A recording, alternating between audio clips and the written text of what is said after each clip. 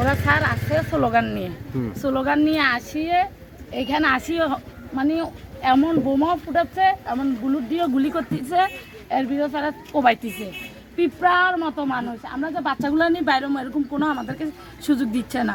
আরও বললে আমাদেরকে সাউন্ড করলে একদম বুলুট ভরিয়ে দিব। এই ধরনের ব্যবহার করে ওরা আমাদেরকে ভাঙচুর। চট্টগ্রাম শহরের খুলশী থানাধীন ওয়ালডেস কলোনির তালতলা এলাকায় দুই গ্রুপের সংঘর্ষে অন্তত ৫ জন আহত হয়েছে। এ ঘটনায় এলাকায় আতঙ্ক বিরাজ করছে।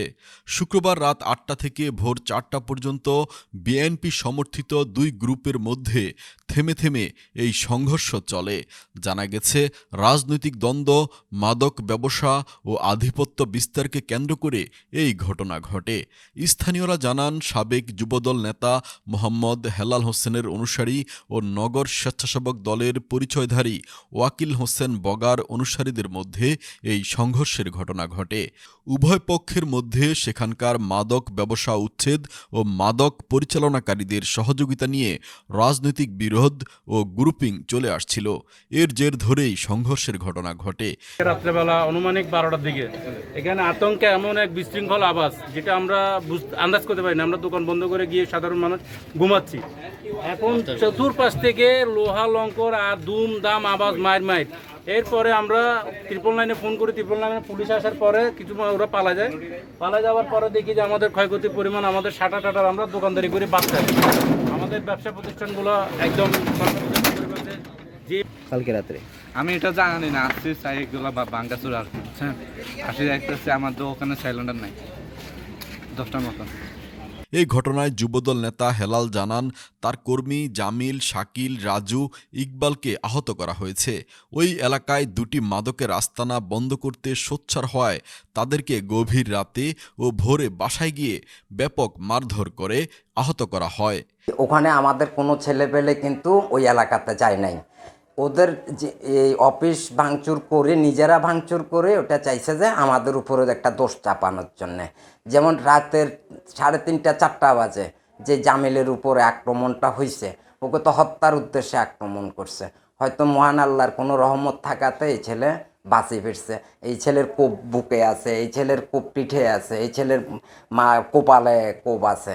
এই ছেলে তো আল্লাহ কোনোভাবে ওনাকে রহম করছে দেখি পাচ্ছে। আমার থেকে তো মনে হচ্ছে যে ওরা খুনের জন্যেই গেছে। ওরা এই প্রপাগান্ডাগুলো চালাচ্ছে যে শুধু মাদক ব্যবসা নিয়ন্ত্রণ করার জন্যেই, আর কোনো কিছু না। এদিকে বগা গ্রুপের শরীফ নামের একজন গুরুতর আহত হয়েছে বলে জানান বগার দল ও ব্যবসা নিয়ন্ত্রণকারী তার ছোট ভাই পিচ্ছি রকি জানান, যুবদল নেতা হেলালের অনুসারীরা এলাকায় হামলা চালিয়ে ভাঙচুর ও লুটপাট করেছে। তবে বিষয়টি নিয়ে ওয়াকিল হোসেন বগার সাথে যোগাযোগ করে তাকে পাওয়া যায়নি। প্রথম ঘটনা সূত্রপাত হয়েছে ঝিলপাট, মাস্টারল্যান্ড ঝিলপাট থেকে। ওখানে দুই গ্রুপের, এক গ্রুপে আমাদের অনুসারী, এক গ্রুপ আমাদের বড় ভাই খুলশী থানা যুবদলের আব্বাই হেলাল ভাইয়ের অনুসারী।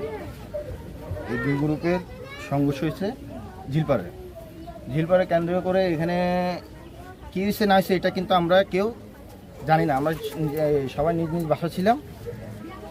পরে রাতে আনুমানিক 12টা-1টার দিকে মাস্টারল্যান্ড ঝিলপাড়ের ছেলেরা দেশীয় অস্ত্র নিয়ে এলাকায় নিরীহ মানুষদের ঘর বাড়ি ভাঙচুর করছে। আমাদের বিএনপির ক্লাব এখানে ল্যাপটপ, মোটরসাইকেল এগুলো সহ নিয়ে গেছে।